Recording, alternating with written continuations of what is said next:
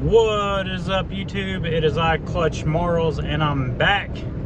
Currently headed to my tire guy, Old TRX Derby Wheels, to get me a set of rims made for the front of my minivan. Now, most people, you know, you got a tire guy or a rim guy, you probably hit them up once to build you a set, and then, you know, if you ever need them retubed, or you know, you just completely lose a tire and you need one put back on, you hit him back up. But in the past year, I will say I've probably had him make me 4 or 5 sets of tires, and he has like 2 to 3 sets of tires at his shop that he's just waiting for me to decide what I want to put them on. And I feel like none of his other customers are mini car, big car, minivan, derby, and everything. So, you know, you need different tires for different vehicles, in my opinion. So I feel like I'm probably annoying him by now. Maybe try to get him on the podcast one night and just ask how annoyed he is. I told him that he was going to build me some minivan rims. I said, we are going to take your company to the next level. We're going to make you the best minivan tire and rim builder in the country. And he said he did not want to be the best minivan tire builder. So hopefully we make me another set of these magic wheels and they do me good. So I asked my tire guy last night if I was annoying having him build me all these tires, and he mentioned that last week a guy dropped off 14 different sets of tires and said make me something out of the good ones. So at least I don't have that going yet. So anyway, here's what the new tires look like on the van. Look at that. I told you guys I was going with shiny. Wanted to match my front bumper. Still rocking the V-treads. Pretty much my to-do list this weekend is try to eliminate what I can out of the fuses, relocate the computer, top off the fluids, get my motor mounts bolted down, and just little odds and end things. Hook up the fuel lines now that I got my new inline pump. I think I'm allowed 9-wire from my bumper to the core support, not 100% sure. I know I'll probably put some in when I 9-wire my hood down. I have an insurance company, well, I had an insurance company that would shop around and always find you the best rates. A couple months ago, they shopped around and they found me a new company. It ended up cutting my insurance in half a month. It was going good. Last week they came out to the house. They want to take pictures of my house for my house insurance. They see these cars and they said they couldn't cover me for house insurance. They said I had to get rid of all these or build a fence because, you know, some kids could climb around on these and get hurt. So I'm gonna take you guys for a little walk around my property. Like, where are these kids coming from that they're gonna get hurt?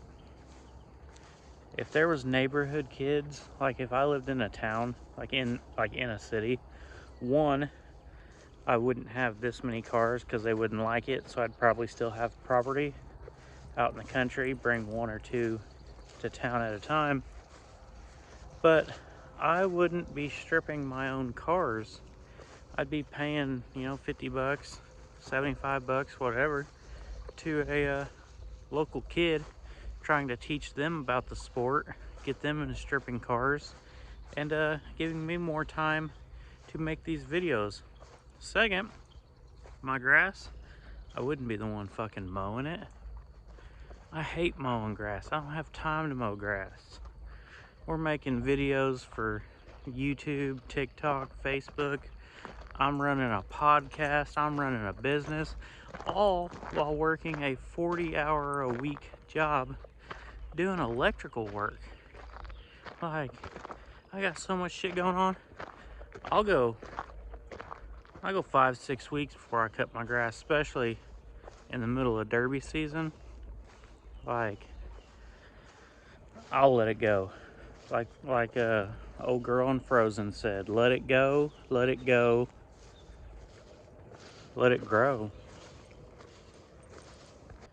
But yeah, ain't got no neighbors, ain't got no kids, ain't nobody's climbing around on my stuff. And if someone's messing around in my car lot, they're not gonna get hurt, they're gonna get killed. That's how we do things out here in the country. Now the majority of my cars are way out back where you can't see them, but you know, this individual is just sitting right here because I was going to make a TikTok. I just haven't had time. We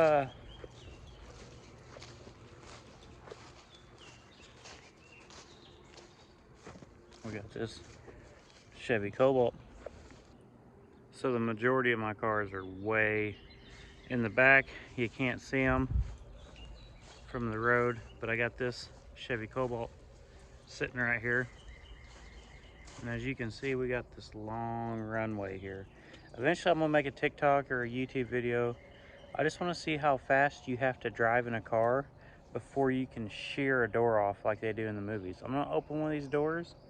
I just wanna take it off, but I haven't had time yet. It'd be a great job for the Blizzard Bash car, which sometime next week, we're gonna start the heart transplant, and she's gonna be rowdy. We might even be able to flip that bitch over. Hit it broadside. That's what I'm talking about. I want to roll a car, preferably in a derby, and one that I'm not in. But you know, I'll take what I can get. Breaking news! This just in: the podcast Crashing into History has its first official sponsor. We have teamed up with SeatGeek. Use promo code Marles for $20 off your first purchase. Let's fucking go. Talk about a fucking win. I've applied for like 10 to 15 different places, all of which say we'll get back with you in 24 hours. Now, you know, they told me that, and took them like 3 weeks. But, you know, I told you guys the podcast might suck at the beginning, but we're getting better. Look, we got a fucking microphone. We got headphones.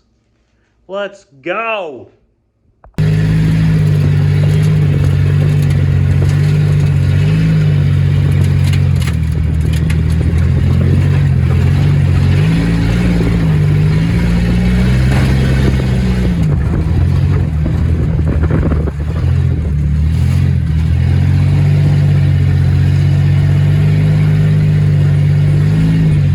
As you guys can see, summer school is about to be back in session.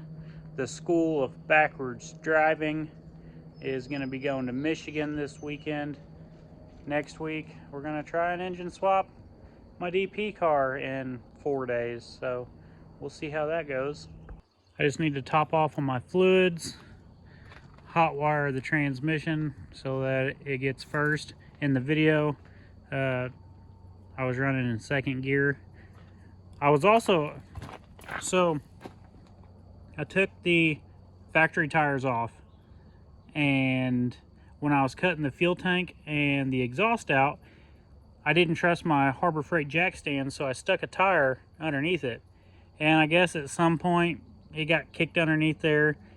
We put the new tires on.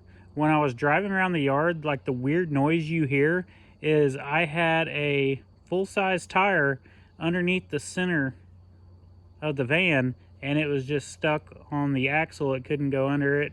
When I put it in reverse, it couldn't come out the front.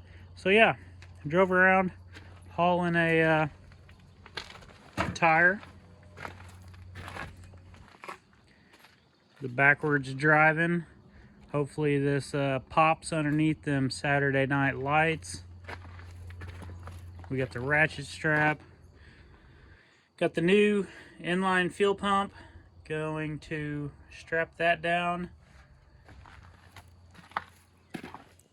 Gonna use this chain for a window bar.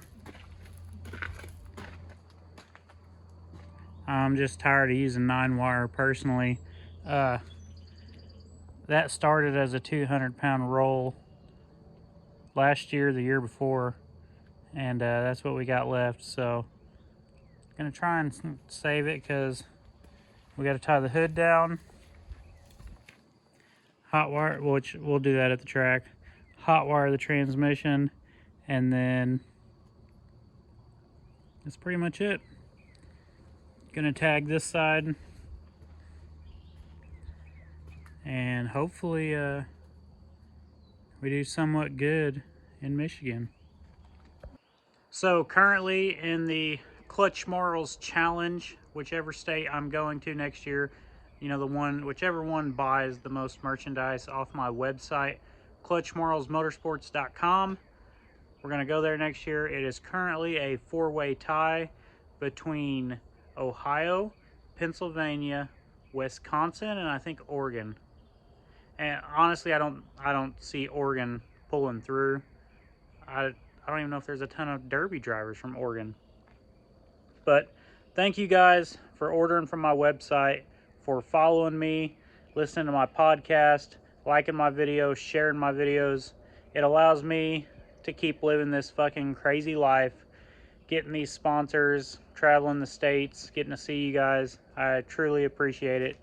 So if you haven't yet, hit the like button, hit subscribe, turn on notifications, because this car is going to Michigan. This one's possibly going to the Southern Illinois Showdown. So here we go.